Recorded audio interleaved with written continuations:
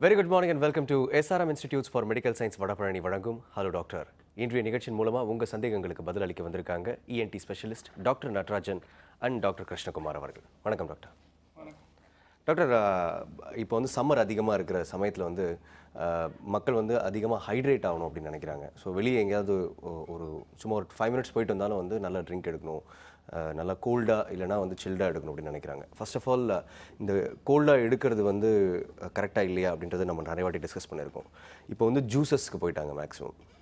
Fruit ஜூஸஸோ இல்லை வந்து ஒரு ஃப்ரெஷ் ஜூஸஸோ இல்லை ஏரிட்டட் ட்ரிங்க்ஸோ போகிறாங்க. ஃபர்ஸ்ட் ஆஃப் ஆல் ஹைட்ரேட் பண்ணுறதுக்கு எது கரெக்டான ப்ராப்பரான ஒரு முறை டாக்டர்? ஹைட்ரேட் பண்ணுறது மெயின் திங் வந்து வாட்டர் தான் நல்லது. பட் என்னென்னா வாட்டரில் வந்து லைக் பேசிக்லி இந்த பொட்டாசியம் சோடியம் இதெல்லாம் வந்து ரொம்ப இருக்காது.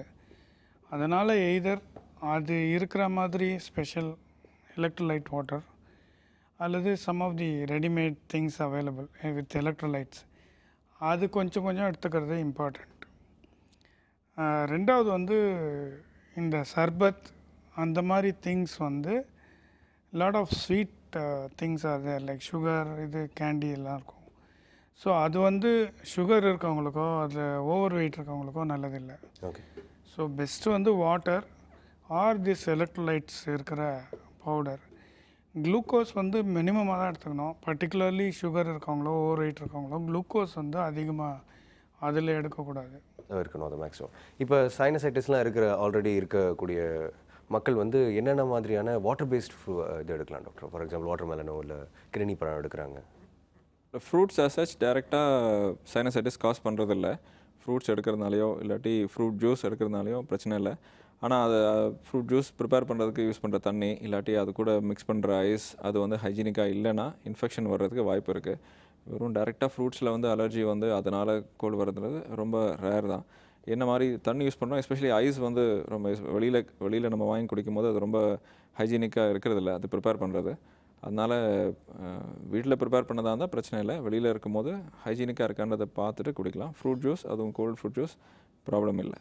ஸ்பெஷலாக சார் சொன்னதுக்கப்புறம் தான் மெயினாக ஐஸ் அப்படின்றது ஒரு பெரிய ப்ராப்ளமாக இருக்குது. இப்போ நிறைய பேர் வந்து ஹைஜீனிக்காக வச்சுருக்காங்களா இல்லையா அப்படின்றது தவிர்த்து. அதே மாதிரி sugar, every juice is a milk shake here அப்படின்ற மாதிரி இப்போ ஜென்ரலாக வந்து எவ்வளோ சர்க்கரை போட்டுக்கணும், இந்த மக்கள் வந்து சர்க்கரை சேர்த்து குடிக்கலாமா இல்லை வந்து ஐஸ் சேர்த்து குடிக்கலாமா இல்லை அதை தவிர்க்கிறது நல்லதா டாக்டர்? சுகர் வந்து டெஃபினட்டாக ரொம்ப கம்மியாக எடுத்துக்கிறது தான் நல்லது. ஏன்னா ஃப்ரூட்ஸ் வந்து நிறைய ஃப்ரூட்ஸ் வந்து ஓரளவுக்கு அதுலேயே நேச்சுரலாக தித்திப்பு இருக்கும். ஸோ சுகர் கம்மியாக தான் எடுக்கணும். ஐஸ் வந்து ஆக்சுவலாக தேவையில்லை. ஏன்னா இஃபட்டால் அவங்க வந்து சில்டு எடுத்துக்கலாம் வித்தவுட் ஐஸ். ஃப்ரிட்ஜில் வச்சுட்டு கோல்டு இதுலேயோ இல்லை ஐஸ் வாட்டரில் மிக்ஸ் பண்ணியோ இது பண்ணிக்கலாம். ஓகே, ஐஸ் வந்து தவிர்க்கிறது நல்லது. ஓகே டாக்டர், ஆஸ் யூஷுவல் ஒரு பெரிய ப்ராப்ளமாக இருக்கக்கூடிய பிரச்சனை அதாவது இஎன்டியில் ஸ்னோரிங், குரட்டை தான் இன்றைக்கும் வந்து நம்ம பேச போகிறோம். அது இல்லாமல் கேன்சர், இஎன்டி கேன்சர் பற்றி நம்ம இன்றைக்கி டிஸ்கஸ் பண்ண போகிறோம். ஃபர்ஸ்ட் ஆஃப் ஆல் குரட்டைக்கே நம்ம வந்துடுவோம் டாக்டர். ஜென்ரலாக வந்து ஏன் இது வந்து காசு ஆகுது, ஸ்பெசிஃபிக் ரீசன் எதாவது இருக்கா குரட்டை வர்றதுக்கு? அதாவது நம்ம தூங்கும்போது எய்தர் மூக்குலேயோ அல்லது இந்த மேலெண்ணம்னு சொல்லக்கூடிய பேலட், நாக்குக்கு மேல் பகுதி, அதில் வந்து சில அமைப்பு வேறுபாடுகள் இருந்தால் அதனால் வந்து அடைப்பு ஏற்படும். அதனால் வந்து குரட்டைன்றது வேறு ஒன்றும் இல்லை. இந்த தூங்கும்போது சீரான மூச்சு எடுக்கலைன்னா, அவங்களுக்கு எடுக்க முடியலன்னா, அப்போ அதனால் அவங்க வாய் வழியாக மூச்சு விடுவாங்க. அதில் ஏற்படுற சவுண்டு தான் குரட்டை. பட் முதல்லலாம் என்னன்னா இது வந்து வெறும் ஒரு டைவர்ஸ் இஷ்யூ, அது மாதிரி தான் ஒரு நியூசன்ஸ் இஷ்யூ அப்படி தான் நினச்சாங்க. பட் இப்போ கடந்த 10-12 வருஷங்களில் இதை பற்றிலாம் நிறைய ஆராய்ச்சி செஞ்சு இப்போ இந்தியாவுக்கும் இதை பற்றி நிறைய அவேர்னஸ் வந்திருக்கு. என்னென்னா இதனால் பல பக்க விளைவுகள் இருக்குது. இது அதிகமாக இருக்கிறவங்களுக்கு சில சீரியஸ் பக்க விளைவுகளும் இருக்குது அப்படின்றது இப்போ தெரிய வந்திருக்கு. அதில் வெறும் குரட்டை இல்லாமல் மூச்சு திணறல் இருக்குது. அவங்களுக்கே தெரியாமல் வந்து தூங்கும்போது மூச்சு திணறல் ஏற்படும். அப்போ வந்து அவங்க ஆக்சிஜன் வந்து கம்மியாக சுவாசிப்பாங்க. இது வந்து அவங்க பிரெயின், ஹார்ட் ரெண்டையும் வந்து அஃபெக்ட் பண்ணும். ஸோ இதனோட பக்க விளைவுகள் இதெல்லாம் ரெக்கார்ட் பண்ணுறது எப்படி, இதை டயக்னோஸ் பண்ணுறது எப்படி, இதுக்கு என்ன மேனேஜ்மெண்ட், இதெல்லாம் பற்றி இப்போ கடந்த 7 வருஷ காலத்தில் நிறைய டெவலப்மெண்ட்ஸ் வந்திருக்கு. ஓகே. ஸோ மக்களுக்கு வந்து ஒரு விழிப்புணர்வு ஏற்படணும். ஸோ மக்கள் வந்து கொரட்டை விட்டு தூங்குறாங்கன்னா அது வந்து கொஞ்சம் சீரியஸாக எடுத்துக்கணும் அப்படின்னு சொல்லுவாங்க. ஓகே டாக்டர், நிகழ்ச்சி முதல் காலர் இருக்காங்க, பார்த்துடலாம். ஹலோ டாக்டர், வணக்கம். ஹலோ, வணக்கம்மா, எங்கேருந்து பேசுகிறீங்க? பெருங்குடியிலேருந்து பேசுகிறோம். சொல்லுங்கம்மா, உங்கள் டவுட் என்னன்னு கேளுங்க டாக்டர்ஸ் கிட்ட. Hello doctor. சொல்லுங்கம்மா. வணக்கம். வணக்கம் டாக்டர். நீ தொண்டை எச்சமானாலும் தண்ணி குடிச்சாலும் தொண்டை வலிக்குது, நெறி கட்டின மாதிரி இருக்கு காதுக்கு பின்னாடி சைடு. தலையில தண்ணி ஊத்தினாலும் 4 நாள் கண்டினியூவா தலையில தண்ணி ஊத்தலாம், நீர் கொட்டு தலைவலி பாரம் கொடுக்குது. சரி, அதுக்கு என்ன பண்ணலாம்? அதாம்மா, இது வந்து உங்களுக்கு இருக்கிற சிம்டம் கிட்டத்தட்ட அலர்ஜி மாதிரி. இந்த அலர்ஜி இருக்கவங்களுக்கு என்ன ஆகும்னா, எய்தர் குளிர்ந்த பொருட்கள் எடுக்கும்போதோ இல்லை கண்டினியூஸாக தலையில் தண்ணி கொட்டுக்கும் போதோ இந்த தலையில் அந்த நீர் கோத்த ஃபீலிங் சொல்கிறீங்கல்ல, அது இருக்கும். அது வந்து வெறும் அந்த சைனஸில் உள்ளே ஏற்படுற ரியாக்ஷன் தான். சில பேர் கேட்பாங்க, அது ஆக்சுவலாக தண்ணி இறங்கிடுதா உள்ளன்னு. அந்த மாதிரி இறங்க முடியாது. மண்டையோடு வந்து ரொம்ப ஒரு ராக் மாதிரி ஒரு ரொம்ப கடினமானது. அதில் எந்தவித கேப்பும் இல்லை, தண்ணி இறங்கிறதுக்கு உள்ள வாய்ப்பு இல்லை. பட் இந்த அலர்ஜிக் ரியாக்ஷன்னால் உள்ள ஒரு குளுமை, உள்ள ஒரு சைனஸ்லலாம் கொஞ்சம் வீக்கம் அந்த மாதிரி ஏற்படும்போது அந்த ஃபீலிங் வருது. ஸோ இதுக்கு வந்து நீங்கள் ஆன்டி அலர்ஜிக் டேப்லெட்ஸ் எடுத்துக்கிட்டிங்கன்னா போதும், வேறு ஒன்றும் இல்லை. கால் பண்ணதுக்கு ரொம்ப நன்றிம்மா. நிகழ்ச்சியை தொடர்ந்து பாருங்கள். நெக்ஸ்ட் காலர் பார்த்துலாம் டாக்டர்ஸ். ஹலோ டாக்டர், வணக்கம். வணக்கம். சொல்லுங்கம்மா. திருச்சியிலேருந்து வேணி பேசுகிறேன் சார். சொல்லுங்கம்மா, உங்கள் சந்தேகம் என்ன சொல்லுங்கள். சார், நான் வந்து 9 இயர்ஸா எனக்கு வந்து நான் கேன்சர் பேஷண்ட் சார். சரிங்க. அஃபெக்ட் ஆயிருக்கு. என்னம்மா, என்ன கேன்சர் திருப்பி சொல்லுங்கள். நான் ஒரு சிஏ பேஷண்ட்டுங்க சார். சரி. 9 இயர்ஸா இருக்கு சார். ஓகே. இது ஹீமோ வந்து 35 பக்கம் எடுத்திருக்கேன் சார். சரி. இப்போ வந்து சார் காதுக்குள்ள வந்து சார் ஒரு மாதிரி ட்ரெயின் போனா கப்பு சவுண்ட் வராப்புல வந்துட்டே இருக்குங்க சார். சரி சரி. கோயின்னு ஒரு சவுண்ட், ஒரு சில சமயம் கோயின்னு சவுண்ட் வருதுங்க சார். சரி. அப்புறம் தலையெல்லாம் குடிச்சா ஒவ்வொரு நேரம் தலை வலிக்கிட்டு பின் தலையெல்லாம் வலிக்குதுங்க சார். சரி. அப்ப நாக்கு வந்து சில சமயம் கஸ்கராப்ல இருக்குங்க சார். சரி சரி. அப்புறம் சார் எங்க பையனுக்கு வந்து சார் ப்ளூ ப்ராடக்ட் இருந்துகிட்டே இருக்கு. சரி சரி. அவன் தூங்குனாலும் கொரட்டை மாதிரி சவுண்ட் வருதுங்க சார். சரி, உங்களோட இதை பார்ப்போமா. உங்களுக்கு என்ன மாதிரி என்ன கேன்சர் சொன்னீங்க? Hodgkin's lymphoma. அதுக்கு கீமோதெரப்பி எடுத்துகிட்டு இருக்கேன்னு சொன்னீங்க. அந்த கீமோதெரப்பினால இந்த மாதிரி காதில் நரம்புகள் அஃபெக்ட் ஆகலாமா? அந்த கீமோதெரப்பி மருந்துகளுக்கு சைடு எஃபெக்ட் வந்து காது நரம்பு அஃபெக்ட் ஆகி அதனால இது மாதிரி சத்தம் வர்றதுக்கு வாய்ப்பு இருக்குது. அது இல்லாமல் வேறு காரணங்களாலையும் இந்த மாதிரி காதில் சத்தம் கேட்கலாம். வெறும் சளி பிடிச்சி காதில் சளி அடைச்சிட்டு இருந்தாலும் அது மாதிரி இருக்கலாம். இதில் வேறு காரணங்களால் காது நரம்பு வீக்கானாலும் இது மாதிரி இருக்கலாம். இது காதை டெஸ்ட் பண்ணி பார்த்தா தான் நம்மளால் கரெக்டாக என்ன பிரச்சனைன்னு சொல்ல முடியும். அதனால் நீங்கள் ஒரு காது மூக்கு தொண்டை டாக்டரை பார்த்தீங்கன்னா முதல் உங்கள் காதை பரிசோதனை பண்ணி பார்த்துட்டு அதுக்கப்புறம் இந்த ஆடியோகிராம் இம்பிடன்ஸ்னு டெஸ்ட் இருக்குமா, அந்த டெஸ்ட் பண்ணி பார்த்து நரம்பு நார்மலாக இருக்கா, இது எதனால் இது மாதிரி வந்திருக்குன்னு பார்த்துட்டு அதுக்கு என்ன ட்ரீட்மெண்ட்டுன்னு சொல்லுவாங்க. சரிங்களா? உங்கள் பையனுக்கு என்ன வயசு சொன்னீங்க? வலிக்குதுங்க சார். வலியும் இதனால இருக்கலாமா? மெடிசனால இருக்கலாம், இல்லை சளினால இருக்கலாம். அதுவும் எக்ஸாமின் பண்ணால் தான் சொல்ல முடியும். உங்கள் பையனுக்கு என்ன வயசு சொன்னீங்க? அவனுக்கு வந்து 25 வயசு ஆகுங்க சார். 25 வயசு கொரட்டை இருக்குன்னா நம்ம கண்டிப்பாக என்ன பிரச்சனைன்னு பார்க்கணுமா. தொண்டையில் டான்சில் இல்லாட்டி மூக்குக்கு பின்னாடி அடிநாட்ஸ்ன்ற அந்த சதை வந்து வளர்ந்துருந்தாலும் அது மாதிரி கொரட்டை வரலாம். இல்லை எடை அதிகமாக இருந்தாலும் அது மாதிரி கொரட்டை வரலாம். வெறும் கொரட்டை வர்றது அதுவும் இந்த கொஞ்சம் இந்த ஏஜில் வந்து கண்டிப்பாக நம்ம டெஸ்ட் பண்ணி பார்க்கணும் எதனால் வருதுன்னு பார்த்துட்டு அது சாதாரண கொரட்டைனா அதுக்கு என்ன பண்ண இல்லை மூச்சு திணறலும் ஏற்படுதான்னு பார்த்துட்டு அதுக்கேற்ற மாதிரி அவருக்கு ட்ரீட் பண்ணணும். சாதாரணமாக இந்த ஏஜில் வந்து டான்சிலும் அடிநாடும் இருக்கிறதுக்கு வாய்ப்பு இருக்குது. அதனால் அதை நெக்லெக்ட் பண்ணாமல் கண்டிப்பாக டாக்டர் போய் பார்த்து அதை என்னென்னு செக் பண்ணுறது நல்லதுமா. கால் பண்ணதுக்கு ரொம்ப நன்றிம்மா. அடுத்த காலர் பார்த்துலாம் டாக்டர். ஹலோ டாக்டர், வணக்கம். Hello, I am Victor. சொல்லுங்க சார். சொல்லுங்க sir. I am Victor, Coimbatore. Age 62. சொல்லுங்க சார். என்னோட பேர் சார் சொல்லுங்க. விக்டர், கோயம்புத்தூர். Okay, age 62. சொல்லுங்க சார். அதாவது சார் நான் நடக்கும்போது வந்து ஒரு தள்ளாட்டம், பிபி நார்மலா இருக்குது. சரி. நடக்கும்போது அப்படியே கீழே விழுற மாதிரி ஒரு ஃபீலிங் இருக்குது. சரிங்க. அப்ப நான் கேட்டபோது இது வந்து இஎன்டி பார்க்கணுமா இல்லை நியூரோலஜிஸ்ட் பார்க்கணுமா அப்படின்ட்டு. அப்ப சொன்னாங்க நியூரோலஜி இது இஎன்டி பார்க்கறது தான் ரெலவெண்ட் அப்படி சொன்னாங்க. அதனாலதான் இந்த கேள்வி உங்ககிட்ட நான் கேட்டேன். அதான் உங்கள் ப்ராப்ளம் வந்து வெர்டிகோ அப்படின்னு சொல்லக்கூடிய இருக்கலாம். அது வந்து காமனஸ்ட் ரீசன் வந்து உள்காது தான். அதனால தான் உங்களை இஎன்டியில் பார்க்க சொல்லியிருப்பாங்க. இது வந்து சில பேசிக் பரிசோதனைகள் இருக்குது. அது பண்ணாக்கா இது இஎன்டி ப்ராப்ளம் தானா அப்படின்றத வந்து உறுதி செய்ய முடியும். அப்போ வந்து உங்களுக்கு என்ன மாத்திரைகள் போருமா, இல்லை வேறு சில பரிசோதனைகள் தேவையா, அல்லது நியூராலஜி ஒப்பீனியன் தேவையான்றதை வந்து சொல்ல முடியும். கால் பண்ணதுக்கு ரொம்ப நன்றி சார். நிகழ்ச்சியை தொடர்ந்து பாருங்கள். டாக்டர், இப்போ ஏஜ் ரிலேட்டட் ஒரு விஷயம் சொல்லியிருந்தீங்க. இந்த மாதிரி 25 இயர்ஸில் வந்து கொரட்டை விடுறாரு அப்படின்னா கண்டிப்பாக ப்ராப்ளம் இருக்குது அப்படின்னு சொல்லிட்டு, இப்போ குழந்தைங்களுக்கும் கொரட்டை வருதில்லை டாக்டர் சம்டைம்ஸ்? வருது. இப்போ அதுதான் வந்து இப்போ அவேர்னஸ் கொண்டு வர ட்ரை பண்ணுறோம். ஏன்னா இதுக்கு முன்னே இது இங்கிலீஷில் பீடியாட்ரிக் ஓஎஸ்ஏன்னு சொல்கிறது, இதில் வந்து அந்த அளவுக்கு கான்சன்ட்ரேட் பண்ணல. ஏன்னா என்ன பிரச்சனைனா குழந்தைங்களுக்கு வந்து அவங்களோட சிம்டம் வந்து அவங்களால கிளியராக சொல்ல முடியாது அடல்ட்ஸ் மாதிரி. So they may be struggling for breath, they may be having very bad sleep, but அதை வந்து அவங்களால சொல்ல முடியாது. ஸோ இப்போ வந்து இந்த பீடியாட்ரிக் ஓஎஸ்ஏ வந்து இன்னும் இம்பார்ட்டன்ஸ் வந்துட்டுருக்குது.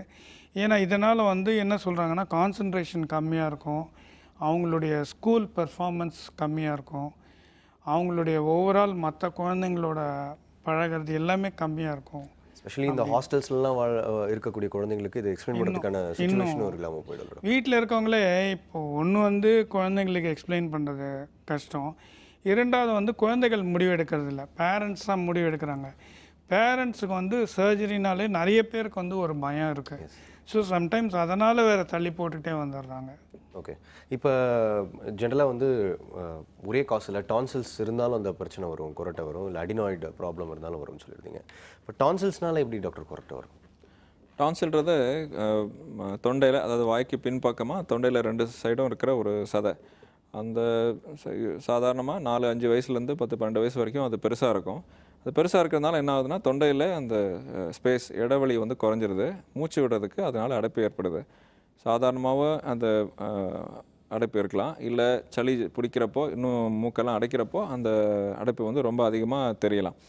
அந்த மாதிரி அடைப்பு இருக்கும்போது தூங்கும்பொழுது அந்த நம்மளோட தசைகளில் கொஞ்சம் ரிலாக்ஸ் ஆகும்போது இன்னும் அந்த அடைப்பு ஜாஸ்தியாகி அது ரொம்ப கொரட்டையாக வெளிப்படும். குழந்தை வந்து வாயை திறந்துட்டு தான் தூங்கும். ஸோ அதனால் டான்சிலோ அடினாலோ பெருசானா இது மாதிரி கொரட்டை வர்றதுக்கு வாய்ப்பு இருக்குது.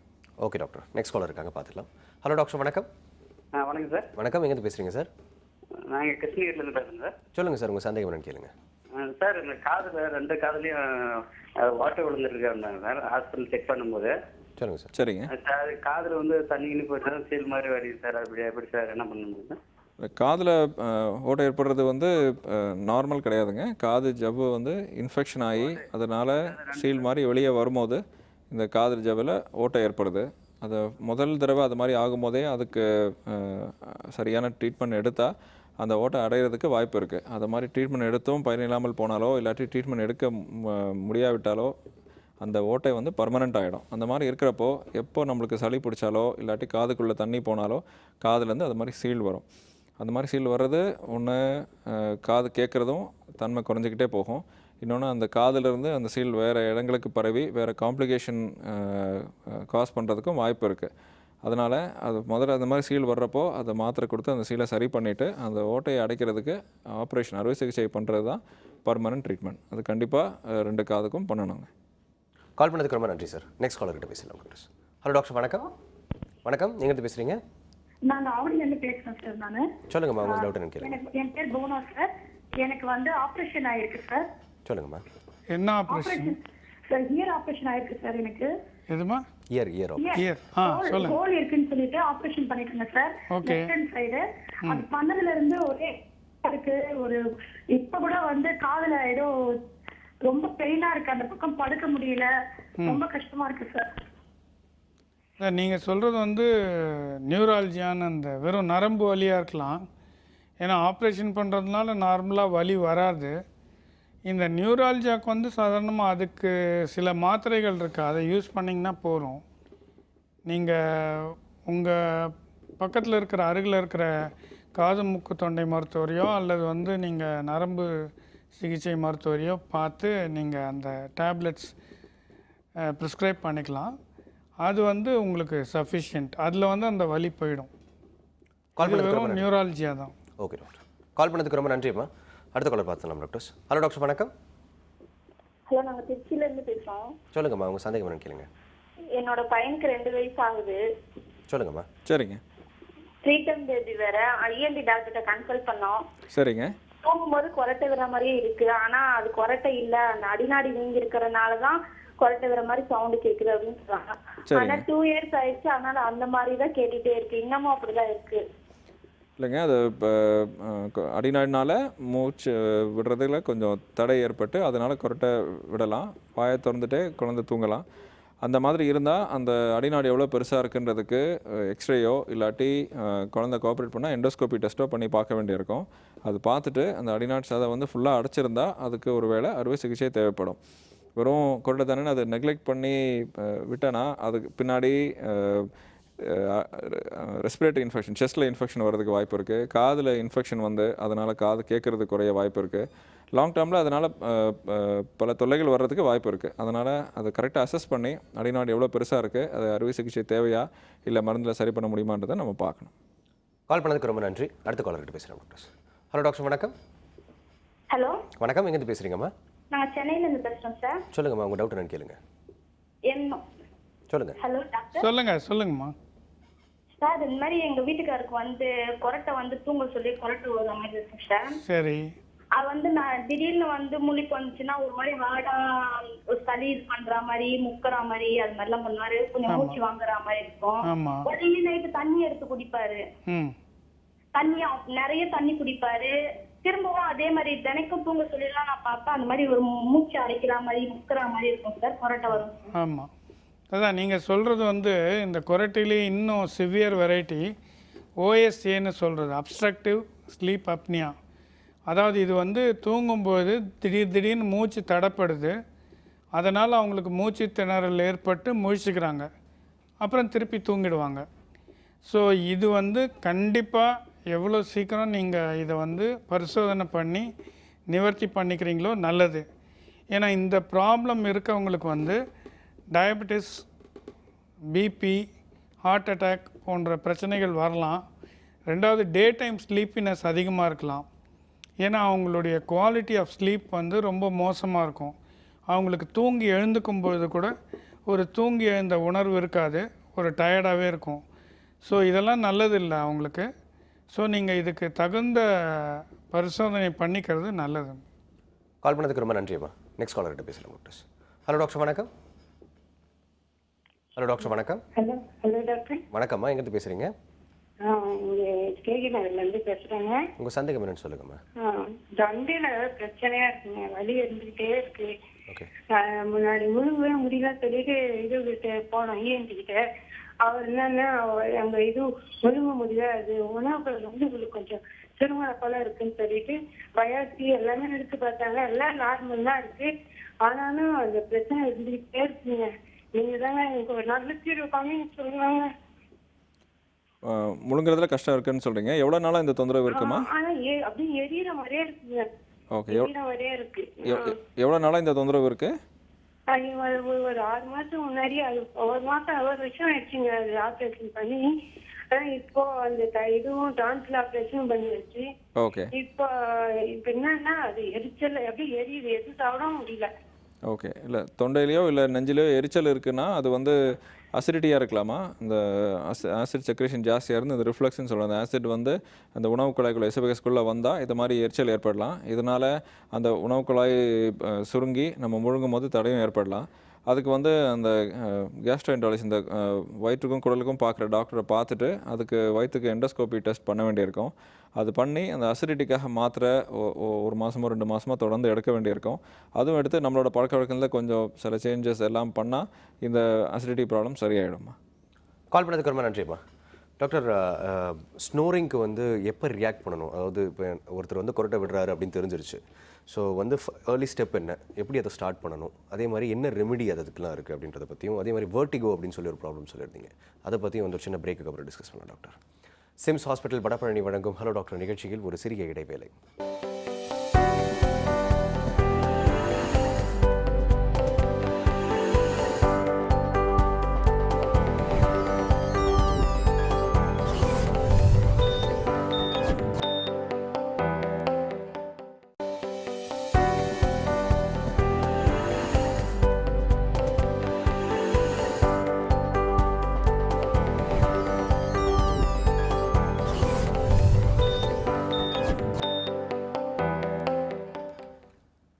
Welcome back to SIMS hospital Vadapalani வழங்கும் hello doctor.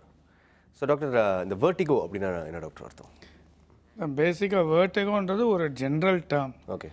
Any type of giddiness is called vertigo technically. Okay. Vertigo அப்படின்ற எஃபெக்ட் வந்து நான் கேள்விப்பட்டிருக்கேன். ரொம்ப தூரமாக போகிற மாதிரி இருக்கும், அதே மாதிரி ஃபுல் அண்ட் புஷ். பேசிக்கலி ஒரு ஃபீலிங் ஆஃப் ரொட்டேஷன். ஓகே. ஒரு அன்ஸ்டெடினஸ். ஓகே. ஸோ ஸ்னோரிங் இருக்குது அப்படின்றத தெரிஞ்சிருச்சு டாக்டர். இப்போ வீட்டில் வந்து ஒருத்தருக்கு ஸ்னோரிங் இருக்குது அப்படி தெரிஞ்சுதுன்னா எப்படி, what is the first step to react? அதாவது மைல்ட், மாடரேட், சிவியர் ஓரளவுக்கு நமக்கு தெரியும். Okay doctor. அது ரொம்ப லேஸாக இருக்குது, இல்லை எப்போவாது விட்டு கொஞ்சம் கொரட்டை விடுறாங்கன்னா அதை பற்றி ஒரி பண்ணி கவலை. பட் மாடரேட்டாக இருக்கவங்களுக்கும் சிவியராக இருக்கவங்களுக்கும் கண்டிப்பாக வந்து அவங்க டெஸ்ட் பண்ணிக்கணும். ஏன்னா இதுக்கு முன்னே எப்படி ரெக்கமெண்டேஷன் இருந்ததுன்னா, இந்த அப்ஸ்ட்ரக்டிவ் ஸ்லீப் அப்னியா இருக்கவங்க தான், இந்த அடைப்பு இருக்கவங்க மட்டும்தான் வந்து டெஸ்டெல்லாம் பண்ணி அதுக்கு தகுந்த தீர்வு பெறணும் அப்படின்னு இருந்தது. பட் இப்போது அது இல்லாமல் வந்து இன்னொரு கேட்டகரியும் வந்துருச்சு, அதாவது ரெஸ்பிரேட்டரி டிஸ்ட்ரெஸ் சிண்ட்ரோம்னு. அதில் வந்து எப்படி சொல்கிறாங்கன்னா, இந்த மூச்சு ஃபுல்லாக திணறி அடைக்காமல் அதில் பார்டர் லைன் இருக்குது, அதுவும் வந்து கெடுதல் தான் உடம்புக்கு. அதுலேயும் பக்க விளைவுகள் இருக்குது. ஸோ கண்டிப்பாக வந்து மருத்துவர் அணுகி அதை பரிசோதனை பண்ணிக்கிறது தான் நல்லது. ஓகே.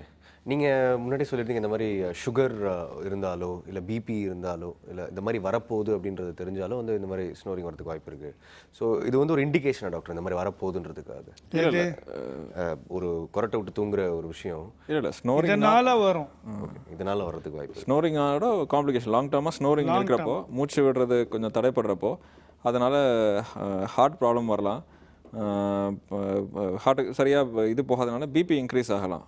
சரியாக மூச்சு இது ஆக்சிஜன் போகாதனால heart will try to pump more to get oxygen to the tissue. So அதனால் பிபி இன்க்ரீஸ் ஆகலாம். லாங் டேர்மாக இது இருக்க ஹார்ட் டிசீஸ் வரலாம். ஸ்னோரிங்னால இதெல்லாம் காம்ப்ளிகேஷன். ஸ்னோரிங் 5 வருஷம் 10 வருஷம் 15 வருஷம் வர்றப்போ, இந்த அப்ஸ்ட்ரக்டிவ் ஸ்லீப் ஆப்னியா இருக்கிறப்போ இது இந்த மாதிரி காம்ப்ளிகேஷன் வரலாம். இந்த காம்ப்ளிகேஷன்லாம் தடுக்கணும்னா முதலே அந்த ஸ்னோரிங்கோ ஸ்லீப் ஆப்னியா இருக்கும் போது அதை முதலே ட்ரீட்மெண்ட் எடுத்துடணும். ஓகே டாக்டர், அதை பற்றி நம்ம ஃபர்தர் டிஸ்கஸ் பண்ணுவோம். அடுத்த காலர் இருக்காங்க, பார்த்துடலாம். ஹலோ டாக்டர், வணக்கம். சொல்லுங்கள் சார், எங்கே பேசுகிறீங்க? சொல்லுங்கள் சார், உங்கள் டவுட் என்னன்னு கேளுங்க. எனக்கு வந்து சின்ன வயசுல நான் கிராமத்தில் வரும்போது குளத்தில் இருக்கும்போது காலில் சீல் வடிஞ்சுது. ஓகே, சொல்லுங்க. இப்போ இது எனக்கு 57 வயசு ஆகுது. சரிங்க. இப்போ 1 மாசமா எனக்கு சீல் வடியுது. சரி. நான் ரயில்வே டாக்டர்கிட்ட காமிச்சு, ரயில்வே டாக்டர் சொட்டு மருந்து கொடுத்தாரு, அல்கா இருக்குன்னாரு ரைட் காலில். லெஃப்ட் காதில் வந்து ஓட்டை விழுந்துருக்கு. சரி. இப்போ கொஞ்சம் பார்த்து தான் இது பண்ணணும் அப்படின்னு சொட்டு மருந்து ஊற்றுங்கன்னா அது அப்பப்போ சொல்லி இருக்குது. இப்போ 1 மாசமா என்ன ஆகுது, சீல் வடியுது. சரிங்க. அது மட்டும் இல்லாம எனக்கு வந்து சுகர் இருக்கு. சரி. ஹார்ட் ஆஞ்சியோ பிரஸும் பண்ணியிருக்கிறேன். சரிங்க. குளிக்கும் போது நம்ம மூக்கை பொத்திட்டு காதை மூடணும்னா 2 காதுலையும் வந்து ஒரு மாதிரி சவுண்டு வந்து உடையிற மாதிரி உடையுது. அப்போ காது நல்லா கேட்குது. அதுக்கப்புறம் அடைஞ்சிருது. சரி, இது பஞ்சு வச்சு லேசாக எடுத்தோம்னா அது அழுக்கெல்லாம் வருது, மறுபடியும் அடைச்சிக்குது. அதான் என்ன சார்கிட்ட கேட்குறீங்க? அதாங்க, உங்கள் காது ஜவ்வில் துவாரம் இருந்தால் கண்டிப்பாக வந்து உங்களுக்கு கேட்குறது குறைவாக தான் இருக்கும். அந்த மாதிரி டெம்பரரியாக உங்களுக்கு கேட்குறது இம்ப்ரூவ் ஆகிறது வந்து ஏதாவது ஒரு சின்ன ட்ராப் ஆஃப் வாட்டர் அந்த துவாரத்தை அடைக்கும் பொழுது உங்களுக்கு பெட்டராக தெரியும். பட் அப்புறம் அது போன பிறகு திருப்பி அடைப்பாக இருக்கும். இதுக்கு வந்து பெர்மனண்ட் ரெமெடினா சர்ஜரி ஒன்று தான். அதில் தான் சர்ஜரி பண்ணி தான் அந்த ஓட்டையை மூட முடியும். ஆன்டிபயோட்டிக்ஸ் கொடுக்குறதோ ட்ராப்ஸ் போடுறதோ வந்து இன்ஃபெக்ஷன் கண்ட்ரோல் பண்ணி அந்த சீழ் நிறுத்த முடியுமே தவிர இந்த ஹோல் வந்து ஒன்றும் செய்ய முடியாது மருந்தில். கால் பண்ணதுக்கு ரொம்ப நன்றி சார். அடுத்த காலர்கிட்ட பேசலாம் டாக்டர். ஹலோ டாக்டர், வணக்கம். ஹலோ, வணக்கம்மா, எங்கே பேசுகிறீங்க? ஹலோ வணக்கம் சார், நாங்கள் அம்பத்தூர்லேருந்து பேசுகிறோம். உங்கள் சந்தேகம் என்னன்னு சொல்லுங்கம்மா. சார், எங்கள் வீட்டுக்கார் வணக்கம் சார். வணக்கம்மா, சொல்லுங்க. நான் அம்பத்தூர்ல இருந்து பேசுறேன் சார். சரிங்க. எங்க வீட்டுக்காருக்கு 13 வயசுல மரத்துல இருந்து விழுந்து ஆக்சிடென்ட் ஆகி ஓக்கல் கார்டு டேமேஜ் ஆயிடுச்சு சார். என்ன டேமேஜ் ஆச்சு? ஓக்கல் கார்ட்ஸ். ஓகே. ஓக்கல் கார்டு ரெண்டா உடைஞ்சிருச்சு, மூச்சு குழைய கொஞ்சம் நசுங்கிச்சு அப்படின்னாங்க. சரிங்க. இப்போ அவருக்கு 47 வயசு ஆகுது. சரிங்க. அவரு இப்போ வந்து மூச்சு விடவும் கஷ்டமா இருக்கு, நைட்ல குரட்டல் சவுண்ட் இருக்கு. சரிங்க. இப்போ பிளாஸ்டிக் சர்ஜரி பண்ணா அது திரும்பவும் அந்த மாதிரி வாய்ப்பு அந்த குரல் வருமா, மூச்சு குழல் சரியாகுமா அப்படின்னு. அந்த வோக்கல் கார்ட்ஸுக்கு வந்து முன்னாடி வந்து ரொம்ப அறுவை சிகிச்சையெல்லாம் கிடையாது. இப்போ வந்து நிறைய அதில் முன்னேற்றம் ஏற்பட்டிருக்கு. இந்த ஃபோனோ சர்ஜரின்னு சொல்கிறோம். அந்த வோக்கல் கார்டில் ஏற்படுற நிறைய தொந்தரவுகளுக்கு இப்போ வந்து அறுவை சிகிச்சை மூலமாக ஆப்ரேஷன் பண்ண முடியும். ஆனால் இவருக்கு வந்து ஆல்ரெடி ஒரு 30 வருஷம் ஆனதுன்றதுனால கண்டிப்பாக பண்ண முடியுமான்றது அதை எக்ஸாமின் பண்ணி பார்த்து அவருக்கு என்ன தொந்தரவுன்றது கொஞ்சம் ஸ்கேன் எல்லாம் எடுக்க வேண்டியிருக்கும். அதெல்லாம் பார்த்தா தான் கரெக்டாக சொல்ல முடியும். ஆனால் கண்டிப்பாக அதை நம்ம ட்ரை பண்ணி பார்க்கலாம். அந்த ஸ்கேன்லாம் எடுத்து பார்த்து அதில் அறுவை சிகிச்சையில் இம்ப்ரூவ்மெண்ட் ஆகிறதுக்கு சான்ஸ் நிறைய இருக்குது. ஆனால் அது ஓரளவுக்கு நம்ம பார்த்தா சொல்லிட முடியும். இப்போ தான் ரீசெண்டாக அடிபட்டிருந்தால் கண்டிப்பாக உறுதியாக சொல்லலாம், கண்டிப்பாக அவருக்கு ட்ரீட்மெண்ட் கொடுக்க முடியும்னு. ரொம்ப வருஷக்கணக்கு ஆனதுனால அது எவ்வளோ இருக்குன்றது நம்ம அசஸ் பண்ணி தான் என்னால் கரெக்டாக சொல்ல முடியும். கால் பண்ணதுக்கு ரொம்ப நன்றிம்மா. நெக்ஸ்ட் காலர் கிட்ட பேசுகிறேன் டாக்டர். ஹலோ டாக்டர், வணக்கம். ஹலோ சார், வணக்கம். வணக்கம்மா, எங்கேருந்து பேசுகிறீங்க? நான் மதுரையிலேருந்து பேசுகிறேன் சார். உங்கள் சந்தேகம் என்னன்னு சொல்லுங்கம்மா, டாக்டர்ஸ் இருக்காங்க. Sir ENT specialist. சொல்லுங்கம்மா, சொல்லுங்க. Sir good morning. சொல்லுங்கம்மா. சார் என் பொண்ணுக்கு 1.5 வயசு ஆகுது. ஒரு காதுல இருந்து லைட்டா சீல் மாதிரி வந்துச்சு. சரி. அப்புறம் ஒரு 2 டேஸ் கழிச்சு இன்னொரு காதுலயும் வந்துச்சு. சரி. இஎன்டி ஸ்பெஷலிஸ்ட் போய் காமிச்சோம். அவரு உள்ள இருந்து சளி வந்து ரொம்ப பிடிச்சி இன்ஃபெக்ஷன் ஆயிருக்கு, அதனால அது வந்திருக்கு. சரி.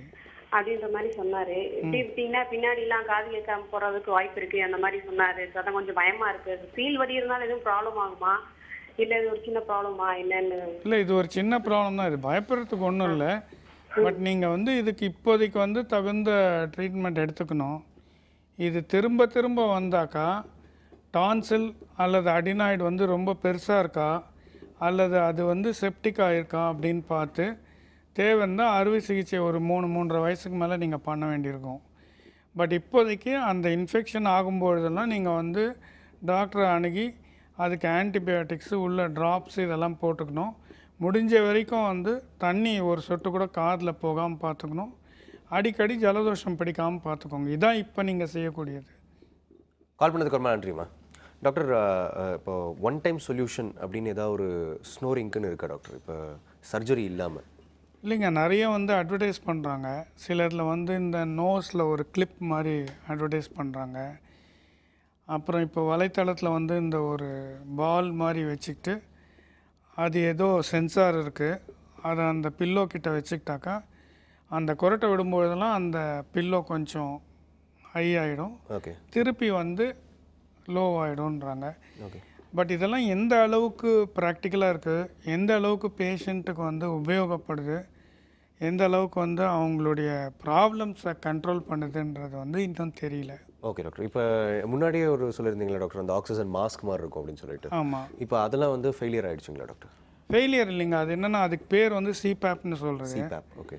அதில் வந்து ஒரு மாஸ்க் மாதிரி இருக்கும், அது வழியாக ப்ரெஷரைஸ்டு ஏர் கொடுக்குறாங்க. ஸோ அது அந்த அப்ஸ்ட்ரக்ஷனை தாண்டி பைபாஸ் பண்ணி உள்ளே போகுது. ஓகே. அதில் மெயின் ப்ராப்ளம் என்னென்னா, ஒன்று வந்து அவங்களுக்கு ஒரு ட்ரையிங் ஃபீலிங் இருக்கும், தொண்டை மூக்கெல்லாம் காஞ்சி போன மாதிரி ஆகிடுதுன்னு ஒன்று. இரண்டாவது வந்து இது தூங்கும்போதெல்லாம் 365 நாளும் வாழ்நாள் பூரா உபயோகிக்கணும். அது வந்து நிறைய பேர் செய்யறதுக்கு விருப்பம் இல்லை. ஒரு 3 மாதமோ 6 மாதமோ யூஸ் பண்ணுறாங்க, அப்புறம் அதை ஒரு மூலையில் வச்சிடுறாங்க. இதனால தான் இதுக்கு தீர்வு காண்றதுக்கு அறுவை சிகிச்சைகள் நிறைய டெவலப் ஆகிட்டே வருது.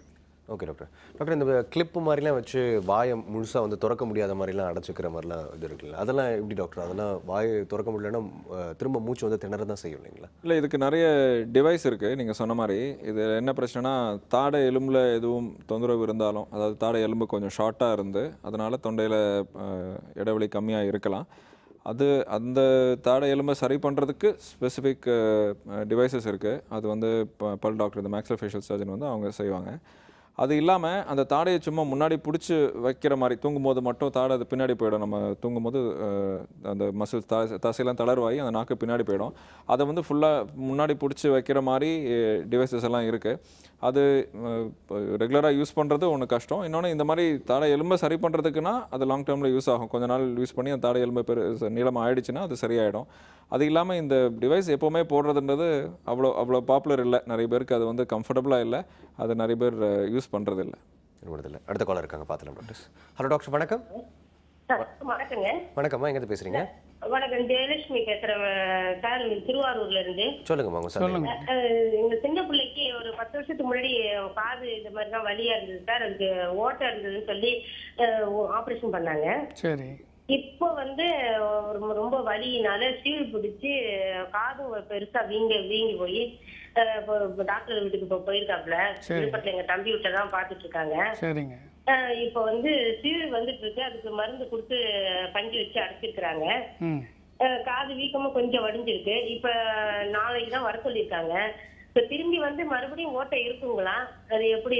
ஆமாம்மா, ஓட்டை இருக்கு. உள்ளுக்குள்ள இன்ஃபெக்ஷன் அதிகமாக இருக்குன்னு அர்த்தம். இந்த காதை சுற்றி மாஸ்டாய்டுன்னு ஒரு போன் இருக்குது. இந்த எலும்பு பூரா வந்து சீர்பிடிச்சிருந்தா தான் இப்போ நீங்கள் சொல்கிற அறிகுறிகள்லாம் இருக்கும். ஸோ இது வந்து கண்டிப்பாக கொஞ்சம் பெரிய அளவில் இது அறுவை சிகிச்சை பண்ணி அதை கம்ப்ளீட்டாக கிளியர் பண்ணால் தான் இதுக்கு வந்து நிரந்தர தீர்வு கிடைக்கும். இல்லைன்னா இது மாதிரி திரும்ப திரும்ப வந்துட்டு தான் இருக்கும். கால் பண்ணதுக்கு ரொம்ப நன்றி அம்மா. அடுத்த காலர்கிட்ட பேசுகிறேன் டாக்டர். ஹலோ டாக்டர், வணக்கம். ஹலோ, வணக்கம் சார். வணக்கம்மா, எங்கே பேசுகிறீங்க? திருச்சியில இருந்து பேசுறீங்க சார். உங்கள் டவுட் என்னன்னு கேளுங்கம்மா, டாக்டர்ஸ் இருக்காங்க. என் ஹஸ்பண்ட்க்கு டான்சில் இருக்குன்னு சொல்லியிருக்காங்க சார். சரி. அது வந்து லேசர் பண்ணி சரி பண்ணிக்கலாம் அப்படின்னு 2 இயர்ஸ்க்கு முன்னாடி சொன்னாங்க சார். சரி. லேசர் பண்ணிக்கலாமா இல்ல டேப்லெட்லயே சரி பண்ணிக்கலாமா? இன்னொரு டவுட் சார், அவருக்கு எப்பவுமே வந்து மூக்கடைப்பு இருந்துகிட்டே இருக்கு. சரி. எனி டைம் வந்து அந்த ஸ்ப்ரே அடிச்சு கொஞ்ச நேரம் அதுக்கப்புறம் தான் வந்துட்டு அவங்களுக்கு அந்த மூக்கடைப்பு போற மாதிரி சொல்றாங்க. அடிக்கடி அந்த ஸ்ப்ரே யூஸ் பண்ற மாதிரி இருக்கு, பண்ணலாமாங்க சார்? இப்போ டான்சிலுக்கு வந்து குழந்தைங்களுக்குன்னா அடிக்கடி இன்ஃபெக்ஷன் வந்ததுன்னா அறுவை சிகிச்சை பண்ணணும். ஆனால் அடல்ட்ஸை பொறுத்த வரைக்கும் 1 வாட்டி 2 வாட்டி வந்தாலே அது தானாக சரியாகிறதுக்கு வாய்ப்பு ரொம்ப கம்மி. அது அறுவை சிகிச்சை பண்ணுற மாதிரி தான் இருக்கும்.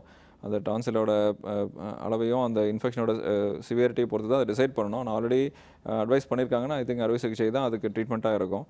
அது வெறும் மருந்தில் சரி பண்ண முடியாதுமா. மருந்து இன்ஃபெக்ஷன் இருக்கும்போது ஆன்டிபயோட்டிக்ஸ் மருந்து எடுத்தால் அந்த இன்ஃபெக்ஷன் குறையும். ஆனால் டான்சில் சைஸ் சின்னதாகிறதுக்கு வாய்ப்பு ரொம்ப கம்மி. மூக்கு அடைப்பு வந்து வெறும் அலர்ஜினால இருக்கலாம், இல்லை அவருக்கு கூட அந்த அடினாய்ட் கிளாண்ட் பெருசாக இருக்கலாம், பெரியவங்களுக்கு கூட அது வரலாம். இல்லை மூக்கில் வேறு ஏதாவது கட்டி இந்த அலர்ஜினாலேயே கட்டி மாதிரி ஃபார்ம் ஆகிருக்கலாம். அதனால் வெறும் அடைப்புன்றது அது என்னென்னு பார்க்காம சும்மா மருந்து எடுத்துக்கிறது நல்லதில்லை.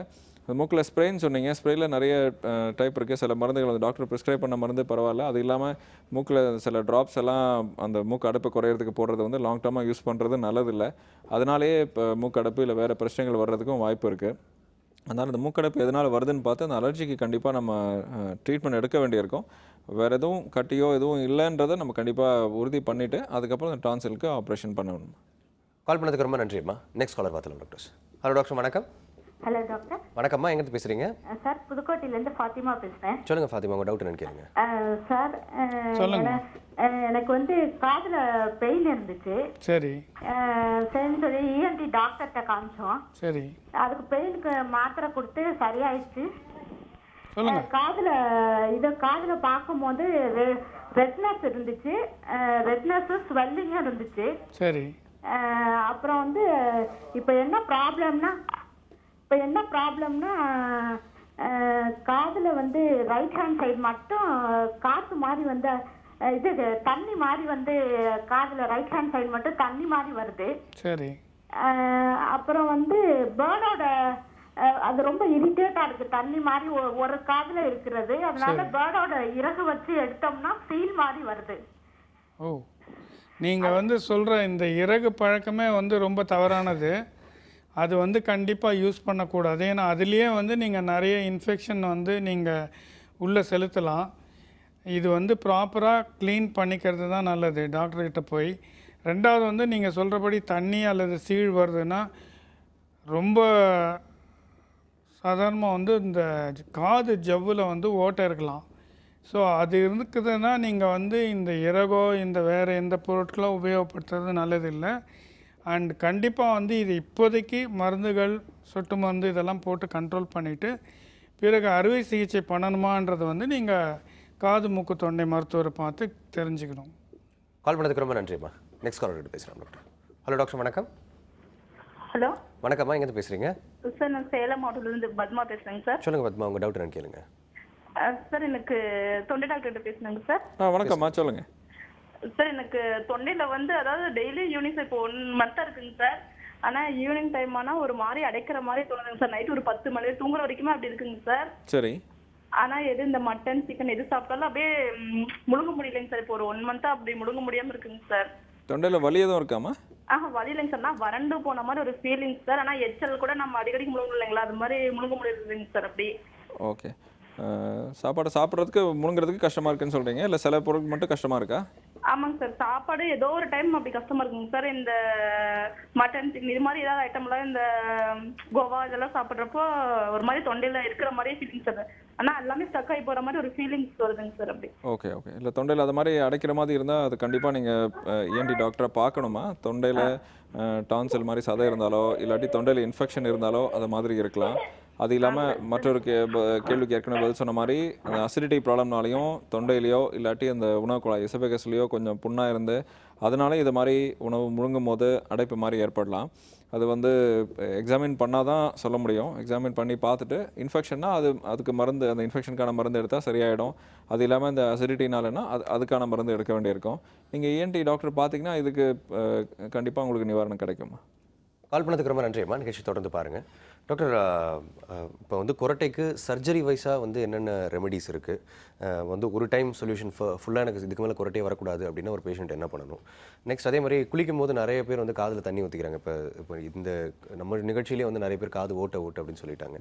ஸோ காதில் எக்ஸஸ் லெவல் ஆஃப் தண்ணி போகிறது என்கரேஜபிள் அப்படின்றது ஒரு சின்ன பிரேக்கு அப்புறம் டிஸ்கஸ் பண்ணலாம் டாக்டர். சிம்ஸ் ஹாஸ்பிட்டல் வடபழனி வழங்கும் ஹலோ டாக்டர் நிகழ்ச்சியில் ஒரு சிறிய இடைவேளை.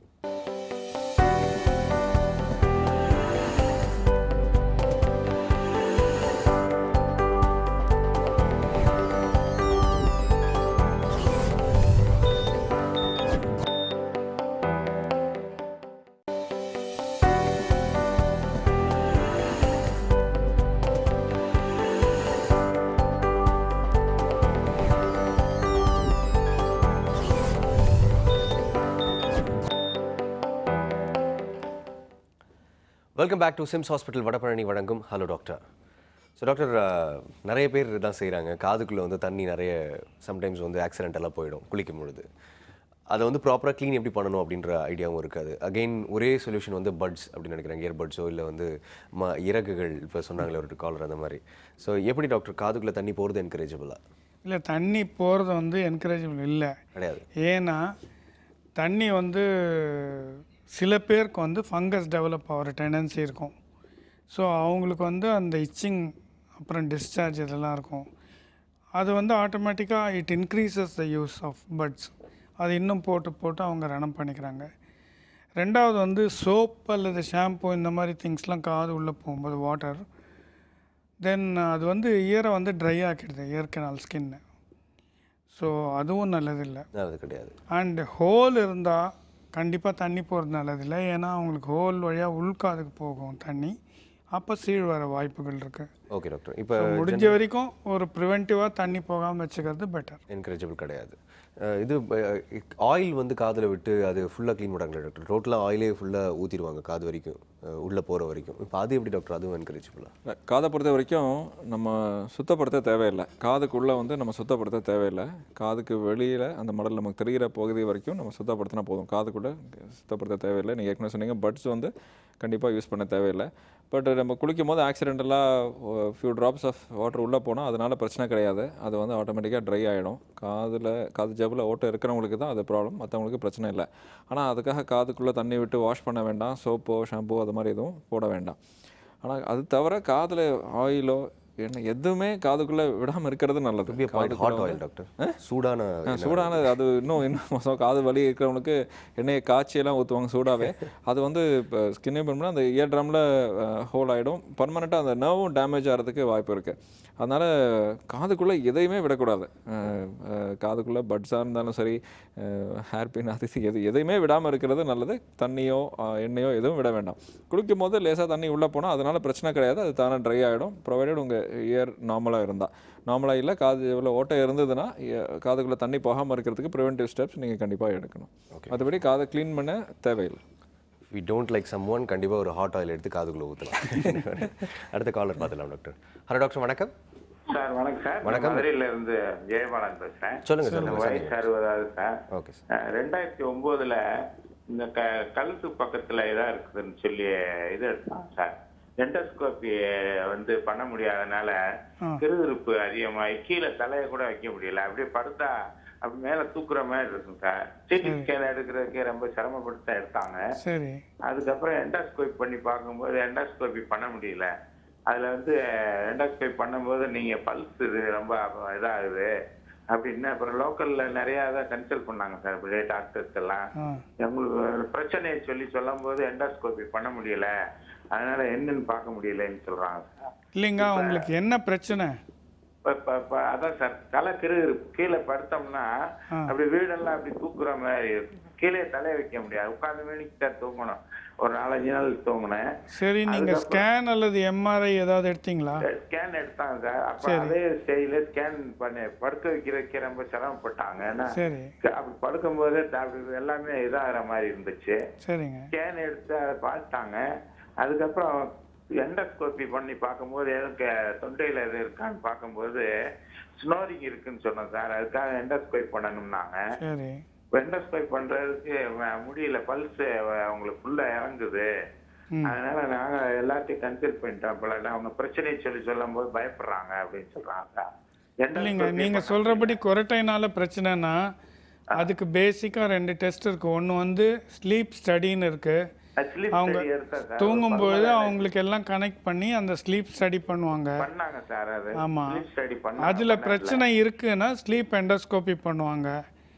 இந்த ஸ்லீப் எண்டோஸ்கோபி பண்றது வந்து மருந்து கொடுத்து அவங்க பேஷண்ட் வந்து மயக்க நிலைமையில் இருக்கும்போது தான் பண்ணுவாங்க. ஸோ அதில் ஒன்றும் பல்ஸ் குறையறதுக்கெல்லாம் வாய்ப்பு இல்லைங்க. அதில் வந்து ஆக்சிஜனும் அந்த டைமில் கொடுக்கலாம். அதனால் அதில் ஒன்றும் பிரச்சனை இருக்காது. நீங்கள் தகுந்த ஸ்பெஷலிஸ்ட் சென்டரை அணுகி நீங்கள் அதை பரிசோதனை பண்ணிக்கலாம். கால் பண்ணதுக்கு ரொம்ப நன்றி சார். அடுத்த காலர்கிட்ட பேசலாம் டாக்டர். ஹலோ டாக்டர், வணக்கம். ஹலோ வணக்கம் சார். வணக்கம், எங்கேருந்து பேசுகிறீங்க சார்?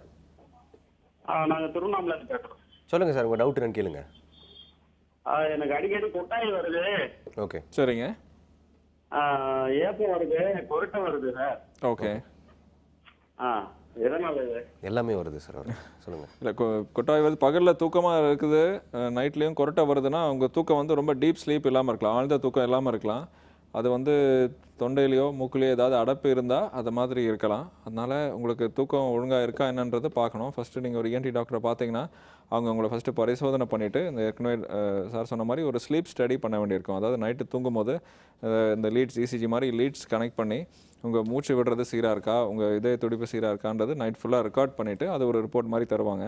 அந்த ரிப்போர்ட்டை பார்த்து அது வந்து நார்மலுக்குள்ளே வந்ததுன்னா ட்ரீட்மெண்ட் எதுவும் தேவை இருக்காது. இல்லை அதிகமாக இருந்ததுன்னா எதனால் இந்த அடைப்பு ஏற்படுதுன்னு பார்க்குறதுக்கு வேறு டெஸ்ட் பண்ண வேண்டியிருக்கும். பண்ணி அந்த அடைப்பை வந்து நம்ம சரி பண்ண வேண்டியிருக்கும். கால் பண்ணதுக்கு ரொம்ப நன்றி சார். அடுத்த காலர்கிட்ட பேசுகிறேன் டாக்டர். ஹலோ டாக்டர், வணக்கம். ஹலோ டாக்டர், வணக்கம். காலர் இருக்கீங்களா? ஹலோ, வணக்கம்மா, சொல்லுங்கள், எங்கேருந்து பேசுகிறீங்க? சார், திருவள்ளூர் மாவட்டத்தில் பேசுகிறேன். சொல்லுங்கம்மா, உங்கள் சந்தேகம் என்னன்னு கேளுங்க. என்னோட காது ரொம்ப வலிக்குது.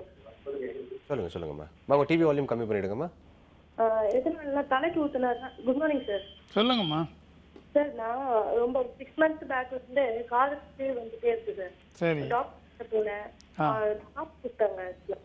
அது நான் போட்டதுக்கு அப்புறம் கொஞ்சம் நல்லா இருந்த மாதிரி. மறுபடியும் நம்ம தலைக்கு வீக்லி வைஸ் தலைக்கு ஊற்றுவேன். ஆனால் தலைக்கு ஊற்றும் போதுலாம் அந்த சீல் வந்து ரொம்ப இருக்கு. அதாங்க, நீங்கள் சொல்கிறத பார்த்தா காது ஜவ்வில் ஓட்டை இருக்கலாம். அதில் தான் அப்பப்போ சீழ் வரும், தலைக்கு ஊற்றும் போதெல்லாம் சீழ் வரும். அதுக்கு வந்து நிரந்தர தீர்வுனா அதுக்கு வந்து அறுவை சிகிச்சை தான். அந்த ஓட்டையை வந்து கிராஃப்ட் பண்ணி அடைச்சாதான் அப்போ வந்து உங்களுக்கு அந்த ஓட்டை நிரந்தரமாக மூடுறதுக்கு வாய்ப்பு இருக்குது. கால் பண்ணதுக்கு ரொம்ப நன்றி அம்மா. நெக்ஸ்ட் காலர்கிட்ட பேசலாம் டாக்டர். ஹலோ டாக்டர், வணக்கம். ஹலோ சார், வணக்கம் சார். வணக்கம் சார், எங்கேருந்து பேசுகிறீங்க? சார் நான் காட்பாடிலேருந்து பேசுகிறேன் சார். உங்கள் சந்தேகம் என்னன்னு சொல்லுங்கள் சார். சார் என் பேர் வேலு. சொல்லுங்கள் சார். எனக்கு ஒரு 5 இயர்ஸ்க்கு முன்னாடி ஒத்த தலைவலி இருந்தது சார். சரி. அதுக்கு சிஎன்சியில் ட்ரீட்மெண்ட் எடுத்தோங்க. சரி. அது மூக்கு வழியில் ஒரு தோரணம் போட்டு தண்ணி எடுத்தாங்க. சரி. ஒரு 5 இயர்ஸ்க்கு முன்னாடி. சரி. இப்போ கொரட்டை அதிகமாக வருது சார் எனக்கு. சரி. எனக்கு வயசு 50 ஆகுதுங்க. Okay okay. அதிகமாக கொரட்டை வருது. மூக்கு சுவாசம் பண்ணும்போது கொஞ்சம் அடைப்பு ஏற்படுது சார். ஓகே. இல்லை மூக்கில் ஏதாவது அடைப்பு ஏற்பட்டால் இது மாதிரி கொரட்டை வர்றது சகஜம்தான். இது வந்து எதனாலன்னு பார்த்து இதுக்கு கண்டிப்பாக ட்ரீட்மெண்ட் எடுக்கணுங்க. ஆல்ரெடி இது ட்ரீட்மெண்ட் அந்த இது நீர் எடுத்த பிறகு அந்த தலைவலி இப்போ வர்றது இல்லையா? அந்த மாதிரி தொந்தரவு இல்லையா இப்போ? தலைவலி இருந்துச்சு சார். Okay okay. ஆனால் மூக்கு அடைப்பு இருக்குன்னா அது எதனாலன்னு பார்த்து அது மூக்குக்கு ஒருவேளை அறுவை சிகிச்சை தேவைப்படலாம். அந்த மூக்கில் நடுவில் அந்த தண்டு வந்து வளைஞ்சிருக்கலாம், இல்லாட்டி அலர்ஜினால மூக்கில் ஏதாவது சதை மாதிரி வளர்ந்துருக்கலாம். அந்த அடைப்பு சரி பண்ணாலே அந்த கொரட்டை சரியாகிறதுக்கு வாய்ப்பு இருக்குது. அதனால் எதனால் அந்த அடைப்பு இருக்குன்றதை பார்த்துட்டு அதுக்கு ட்ரீட்மெண்ட் எடுக்கணுங்க. கால் பண்ணதுக்கு ரொம்ப நன்றி சார். அடுத்த காலர் பார்த்துலாம் டாக்டர். ஹலோ டாக்டர், வணக்கம். வணக்கம் சார். வணக்கம்மா. பேசணும் சார். சொல்லுங்கம்மா, சொல்லுங்க. உங்க சந்தேகம் என்னன்னு கேளுங்க. அந்த வலது கால் அது வந்து புண்ணா இருந்துச்சு சார். நான் 8 வருஷத்துக்கு முன்னாடி சரி வந்துட்டு இருந்தது, ஆப்ரேஷன் பண்ணியிருந்தோம். சரி. இப்போ வந்து இடது கால் வந்து இப்போ 15 நாளா ஒரே வழியா வலிக்குது. புண்ணா அடிபட்டுருச்சு காது மாதிரி இந்த இடது கால். சரிங்க. அது புண்ணா இருக்குங்க சார். அதாம்மா, அதுக்கு இனிஷியலாக வந்து நீங்கள் ஆன்டிபயோட்டிக் சொட்டு மருந்து இதெல்லாம் போட்டு பார்க்கலாம். அது இந்த இன்ஃபெக்ஷன் கிளியர் ஆன பிறகு என்ன பிரச்சனைன்றது தெரியும்.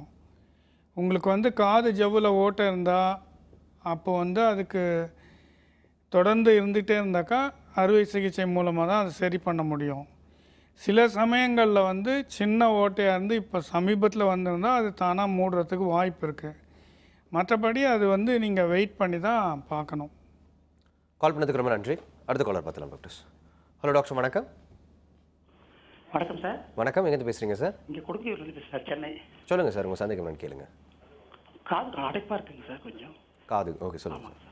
எவ்வளோ நாளாக இருக்குங்க? அது ஒரு 10 நாள் இருக்குங்க சார். ஓகே. ஒரு பக்கமா 2 பக்கமா? ஒரு பக்கம் சார், ரைட் ஹேர். ஓகே. காதில் அடைப்பு வந்து பல காரணங்களால் ஏற்படலாம். காதில் வெறும் வேக்ஸ் அழுக்கு இருந்தாலும் அது மாதிரி இருக்கலாம். இல்லை சமீபமாக சளி பிடிச்சிருந்தா 2-3 வாரத்துக்குள்ளே, அதனால் அது மாதிரி இருக்கலாம். அது சளி இருந்தால் அந்த சளிக்குள்ளே மருந்து எடுத்தாலோ இல்லை தானே சளி சரியாயிட்டாலும் அந்த அடைப்பு சரியாயிடும். அப்படி இல்லாமல் காதில் அழுக்கு ஃபுல்லாக அடைச்சிருந்தா நீங்கள் டாக்டரை பார்த்து அதுக்கு க்ளீன் பண்ண வேண்டியிருக்கும். கால் பண்ணதுக்கு ரொம்ப நன்றி சார். நெக்ஸ்ட் காலர் பார்த்துலாம் டாக்டர். ஹலோ டாக்டர், வணக்கம். ஹலோ வணக்கம். எங்கேருந்து பேசுகிறீங்கம்மா? பெருங்குடியிலேருந்து பேசுகிறேங்க. சொல்லுங்கம்மா, உங்கள் டவுட் என்னன்னு கேளுங்க. என்னோட சன்னுக்கு வந்து மூக்கில் தும்பல் வந்துக்கிட்டே இருக்குங்க. சொல்லுங்கம்மா. ஹலோ சொல்லுங்கம்மா, சொல்லுங்க. என்னோட சன்னுக்கு வந்து மூக்கில் தும்பல் வந்துட்டே இருக்குங்க. சரி. அது வந்து காலம்பரை ஒரு எழுந்த உடனே வருது. அப்போ ஒரு 10-11 மணிக்கெல்லாம் சரியா போயிடுது. அதான் இது வெறும் அலர்ஜின்னு சொல்கிறது. இந்த ஒவ்வாமைன்னு சொல்லுவாங்க. இது வந்து சில பொருட்களுக்கு வந்து நம்ம பாடி நம்மளுடைய சிஸ்டம் வந்து ரியாக்ட் பண்ணுது. இதுதான் இந்த அலர்ஜி. இது தும்மலாக வரலாம், அல்லது வெறும் தண்ணி கொட்டுற மாதிரி இருக்கலாம், அல்லது வீசிங்காக வரலாம், எது வேணா இருக்கலாம். இந்த அலர்ஜிக்கு வந்து வெறும் மாத்திரைகள்லேயே நல்ல குணம் இருக்கும். நீங்கள் காது மூக்கு தொண்டை மருத்துவர் அணுகி நீங்கள் தகுந்த மாத்திரைகள் எடுத்துக்கிட்டிங்கன்னா நல்ல ரிலீஃப் இருக்கும். கால் பண்ணதுக்கு ரொம்ப நன்றி அம்மா. டாக்டர், இந்த சர்ஜரி வைஸாக வந்து என்ன டாக்டர் சொல்யூஷன், எப்படி வந்து நம்ம ஸ்னோரிங்க்கு சொல்யூஷன் கொடுப்பீங்க?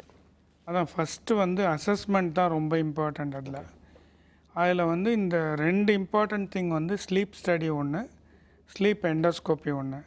ஸ்லீப் ஸ்டடி வந்து அவங்க வந்து தூங்கும்பொழுது ஃபுல்லாக இசிஜி, ப்ரீத்திங், அவங்களுடைய பல்ஸு, ஆக்சிஜன் சேச்சுரேஷன், இது எல்லாமே ரெக்கார்ட் ஆகும் அந்த 8 hours. ஸோ அதில் வந்து அவங்க எல்லா டீட்டெயில்ஸும் வந்துடும். அதுக்கு பிறகு இந்த ஸ்லீப் எண்டோஸ்கோப்பின்றது வந்து வெறும் நம்ம ஒரு இன்ஜெக்ஷன் கொடுத்து கொஞ்சம் அவங்க மயக்க நிலைமையில் இருக்கும்பொழுது, அவங்க கொரட்டை விடும்பொழுது ஒரு எண்டோஸ்கோப்பை செலுத்தி எங்கெங்கே அவங்களுக்கு அடைப்பு இருக்குது அப்படின்றத வந்து பார்க்குறோம். ஓகே. தேவை இருந்தால் அடிஷ்னலாக வந்து ஒரு ஸ்கேனும் பண்ண வேண்டியிருக்கும். இது 3 வச்சுக்கிட்டு கம்ப்ளீட் அக்யூரேட் டயக்னோசிஸ் பண்ணிக்கலாம். இதுதான் பிரச்சனை. அவங்களுக்கு என்ன பிரச்சனை, அறுவை சிகிச்சை பலன் இருக்குமா, எந்த மாதிரியான அறுவை சிகிச்சை பண்ணலான்னு. அதில் நிறைய டைப்ஸ் ஆஃப் சர்ஜரி வந்திருக்கு இப்போது. ஸோ அதை யூஸ் பண்ணி அவங்களுக்கு அறுவை சிகிச்சை பண்ணால் நல்ல ரிலீஃப் இருக்கும். ஓகே, எந்த ஒரு குரட்டை இருக்கக்கூடிய பிரச்சனை இருக்கிறவங்களுக்கும் இந்த ப்ராசஸ் வந்து ரொம்ப முக்கியமாக இருக்கும். ஓகே டாக்டர், இப்போ ஜென்ரலாக வந்து இஎன்டி அப்படின்னாலே ஒரு செல்ஃப் மெடிக்கேஷன்றது ரொம்ப ஈஸி ஆகிடுச்சு. எனக்கு தொண்டை வலியாக இருக்குது, நான் போய் ஒரு டேப்லெட் வாங்கி சாப்பிட்டுக்கலான் இருக்கேன். எனக்கு கொஞ்சம் ஜலதோஷமாக இருக்குது, ரொம்ப ஈஸியாக போய் டேப்லெட் வாங்கிக்கலாம். இந்த இஎன்டி அப்படின்னு வரும்போது வந்து செல்ஃப் மெடிக்கேஷன் கொஞ்சம் எக்ஸ்ட்ராவாக இருக்குது. அதை பற்றி என்ன நினைக்கிறீங்க டாக்டர்? செல்ஃப் மெடிக்கேஷன்றது எந்த ஃபீல்டுலையுமே தப்பு. இஎன்டியாக இருந்தாலும் சரி, எந்த ஃபீல்டாக இருந்தாலும். சுகருக்கே வாங்கி சாப்பிட்றாங்க டாக்டர். அதுவும் இந்த ஆன்டிபயோட்டிக் அபியூஸ் வந்து இப்போ ரொம்ப அதிகமாகிடுச்சு. அதனால் இப்போது ஆன்டிபயோட்டிக் ரெசிஸ்டன்ஸ் ரொம்ப ஹை ஆகி நம்மளுக்கு ரொம்ப அக்யூட்லி ரொம்ப ஐசியூவில் இருக்கிற மாதிரி ரொம்ப சிக்காக இருக்கிறப்போ நம்மளுக்கு எந்த ஆன்டிபயோட்டிக்கும் ஒர்க் ஆகாமல் போயிடுது. அதனால் ஆன்டிபயோட்டிக் அபியூஸ் வந்து மோஸ்ட் காமன் ரீசன் வந்து நம்மளாக போய் மருந்து வாங்கி சாப்பிட்றது தான். ஆன்டிபயோட்டிக் வந்து ஸ்பெசிஃபிக்காக பாக்டீரியல் இன்ஃபெக்ஷன் இருந்தால் அதுக்கு ஆன்டிபயோட்டிக் கரெக்டான டோஸில் கரெக்டான அத்தனை நாள் ஃபுல்லாக எடுக்க வேண்டியிருக்கும்.